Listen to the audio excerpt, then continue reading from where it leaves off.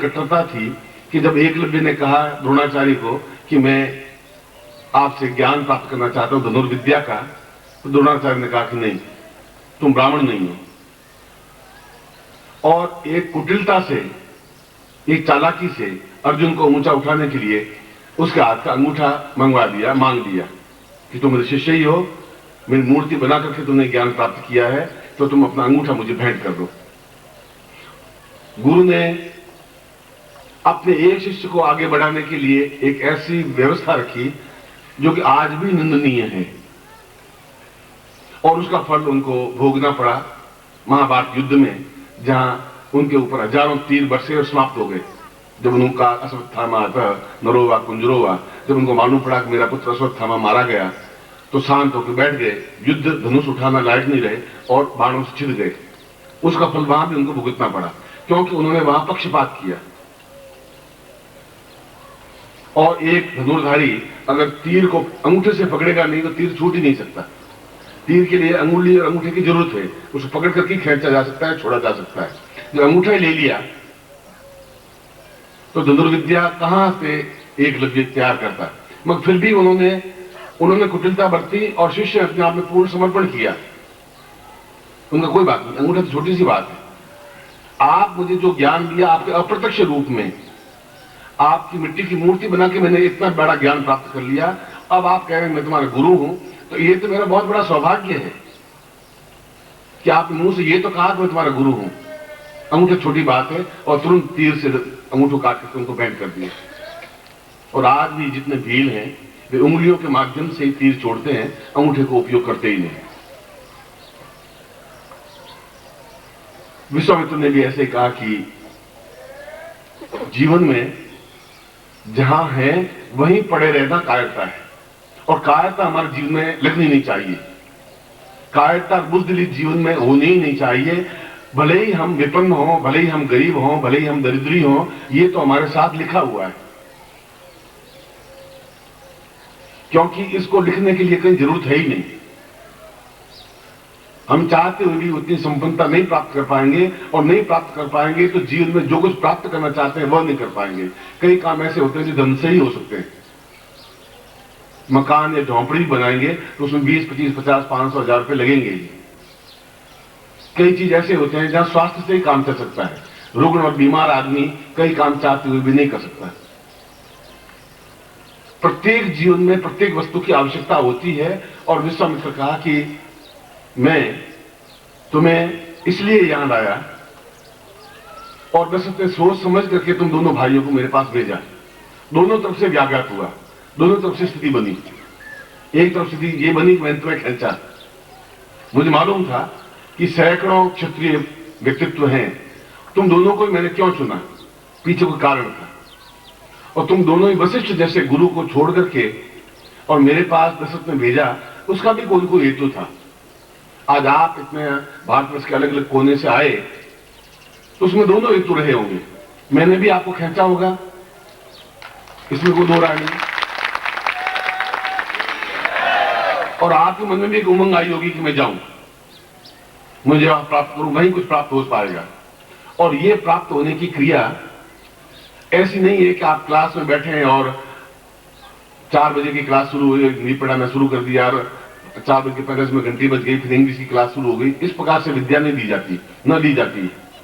ये विद्या अपने आप में सर्वोत्कृष्ट विद्या कही जाती है, जो लुप्त होती जा रही है।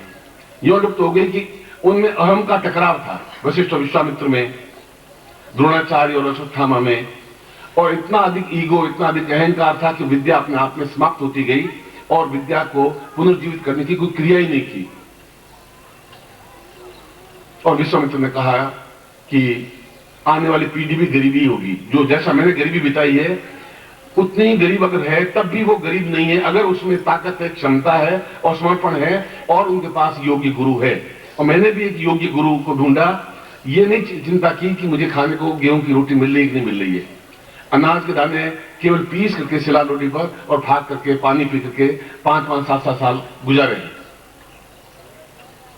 खाली पत्ते, सूखे हुए पत्ते पेड़ के खा करके भी अपनी जिंदगी को व्यतीत किया है। मगर जिनका उद्देश्य ये रखा है कि मैं जैसा पैदा हुआ उस ढंग से मरूंगा नहीं। यदि मुझे योग्य गुरु मिल गया तो। और गुमनामी की जिंदगी में व्यतीत करना चाहता भी नहीं। वह जिंदगी क्या काम की जहां नाम ही नहीं है, जहां हमें कोई पहचाने नहीं, जहां हमारे पास ताकत नहीं हो, जहां ओज नहीं हो, जहां क्षेत्रित्व नहीं हो, जहां साहस नहीं हो, जहां हमारे पास विद्या नहीं हो। और ताकत और ओज और साहस केवल विद्या के माध्यम से प्राप्त हो सकती है, घी और दूध से प्राप्त नहीं हो सकती। आप रोज दूध पिए 1 गिलास या 2 किलो या 5 किलो, उससे आप बहुत ताकतवान फूल तो सकते हैं, मोटे हो सकते हैं, मगर ताकत क्षमता, जो बोलने की क्षमता है, जो देवताओं को अपने वश में करने की क्रिया है, जिनके पास जो कुछ है उनसे छीनने की क्रिया है, वह घी और दूध से प्राप्त नहीं हो सकती। और बिना छीने न गुरु कुछ दे सकता है, न देवता कुछ दे सकते हैं।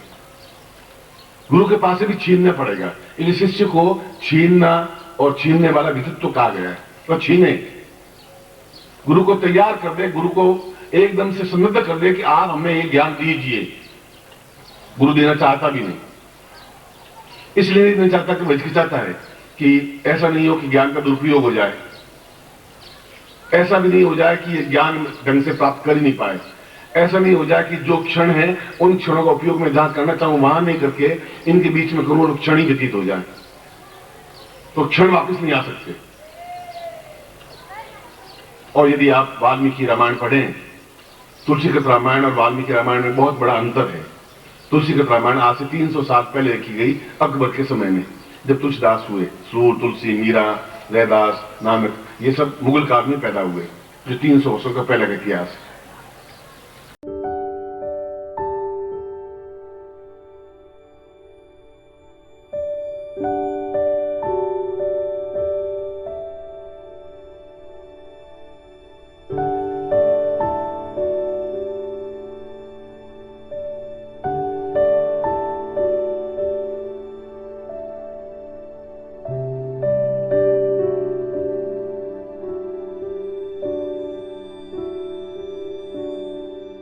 संवत 1680 ऐसी गंग के तीर, सावन शुक्ला सप्तमी, तुलसी तजियो शरीर। और 2000 चल रहा है, 350 वर्ष हुए। तुलसी ने देखा है रामायण में राम को एक भक्त की तरह से, अपने इष्ट की तरफ से, और अपने इष्ट की कोई बुराई नहीं करता। मैं चाहते हुए अपने गुरु की बुराई नहीं कर सकता, चाहे उनमें खोट हो, चाहे अच्छाई हो, चाहे बुराई हो, क्योंकि मेरे मन में एक वो आराध्य है।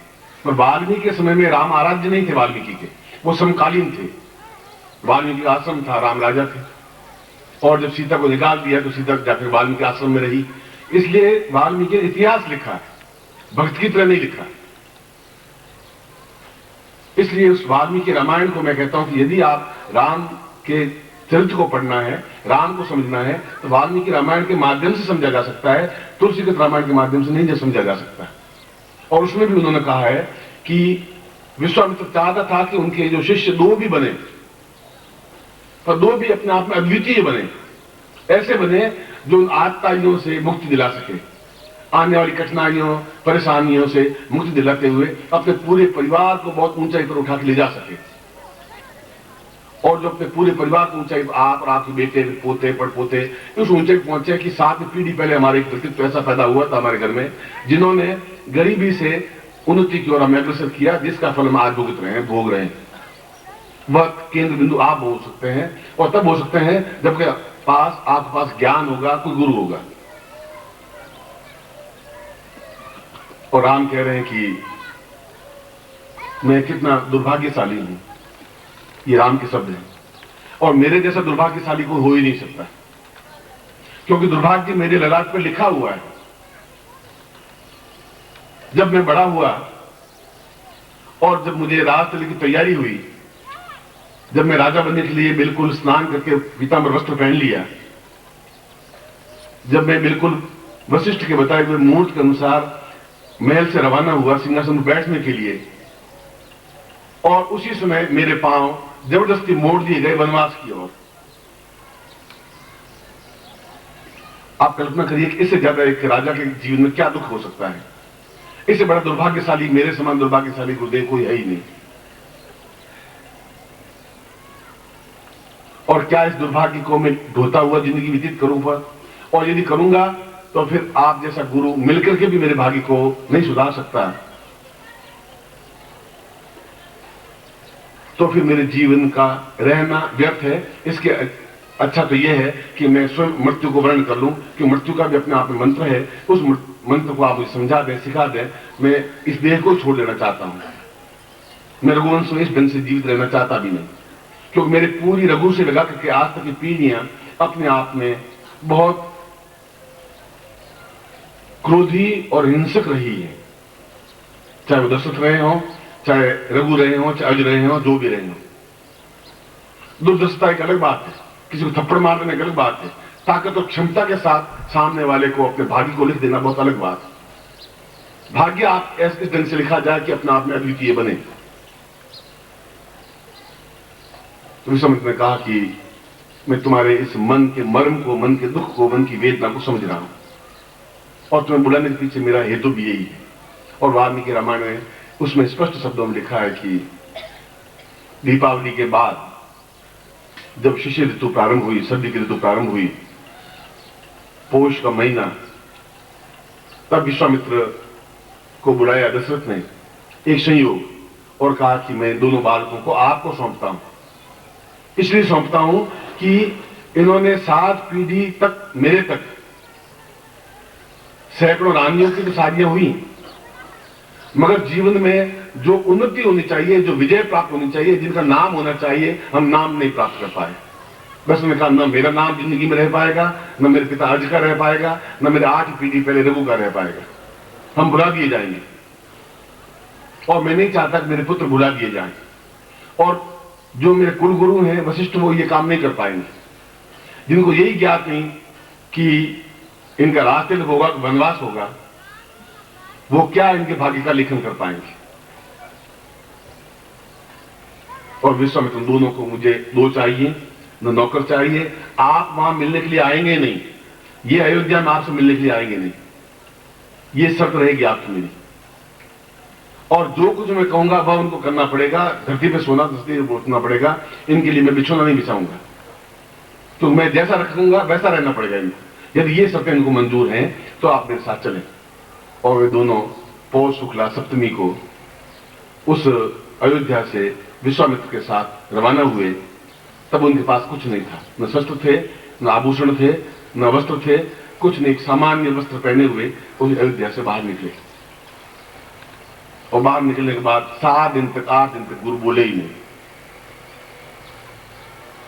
उन्होंने कहा कि 8 दिन व्यतीत हो गए और गुरु बोल ही नहीं रहे हैं, तो क्या हमारे जीवन में भाग्य, दुर्भाग्य यहां पर भी एकदम साथ देगा? तो लक्ष्मण हाथ जोड़ करके विश्वामित्र की कुटिया में गए। उनका गुरुदेव, और हमें एक निश्चय कर चुके हैं, 3 साल 4 साल जो भी लगेंगे हम आपके आश्रम में रहेंगे, मगर आज 8-9 दिन हो गए, न तो हम आपके दर्शन कर पाए, न आप हमें मिल पाए हैं। आप इस कुटिया में, आश्रम में बंद होकर के अपनी साधना में रत रह गए हैं। तो हमारे जीवन का मर्म, हेतु, लक्ष्य कुछ आपने बताया कि क्या दिन भर इसी प्रकार से बैठे रहे? विश्वामित्र ने कहा, मैं समय की प्रतीक्षा कर रहा हूं, और ठीक समय पर मैं तुम्हारा ज्ञान प्रारंभ कर दूंगा। तुम्हें आइंदा से पूछने का हक नहीं रहेगा। तुम मुझे ये नहीं पूछोगे कि मैं कब ज्ञान दूंगा, तुम मुझे ये भी नहीं पूछोगे मैं क्या ज्ञान दूंगा। तुम्हारा अधिकार नहीं बनता इस बात पर। तुम शिष्य हो, एक कच्चे मिट्टी हो। ये मेरा ड्यूटी है, मैं तुम्हें सुराही बनाऊं या दीपक बनाऊं, ठंडा पानी तुम्हारे अंदर रहे वैसा बनाऊं, या एक दीपक लो लगती हुई बनाऊं। आइंदा से तुम मुझे इस कुटिया में आकर के कोई प्रश्न नहीं कर पाओगे। तुम्हारी मर्यादा उतनी है कि केवल तुम्हारे मन में गुरु स्मरण रहे। मैं 7 दिन तक ये देख रहा था कि तुम आज्ञा पालन में कितने दृढ़चित्त हो। मैं तुम्हें आज्ञा दी थी लकड़ियां काट के लाने की, और राम को आज्ञा दी थी कि रोटियां बनाने की, और तुम दोनों काम करे नहीं करो ये देख रहा था। अभी तुम में राज की बू गई कि नहीं गई? अभी तुम मन में ये तो अहंकार नहीं कि हम राजा के बेटे हैं, और ये बू नहीं गई कि मैं विश्वामित्र तुम्हारे राज्य में रहता हूं, तुम्हारी प्रजा हूं। मैं तुम्हारी प्रजा नहीं हूं, क्योंकि तुम्हारे राज्य में, तुम्हारी जमीन पर रह रहा हूं, मगर यहां पर तुम मेरे शिष्य हो, और जो मैं आज्ञा दे रहा हूं उसका पालन करना ही तुम्हारा एकमात्र लक्ष्य है। मैं इसी बात को देख रहा था, और देखूंगा 2 साल 5 साल तक भी देख लूंगा।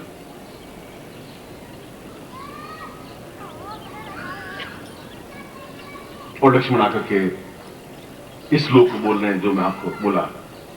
उसने कहा राम हमारा दुर्भाग्य पीछे नहीं छोड़ेगा।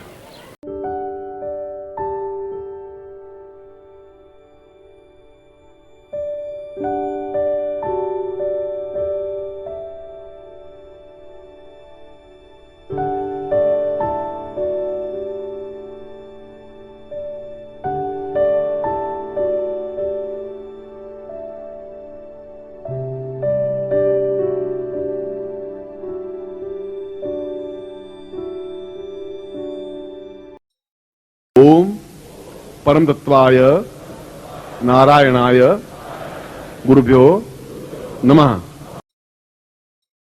ओम ह्रीं मम प्राण देह रोम प्रतिरोम चैतन्य जाग्रय ह्रीं ओम नमः।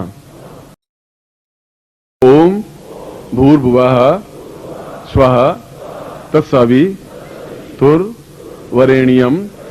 भर्गो देवस्य धीमहि धियो यो नः प्रचोदयात्।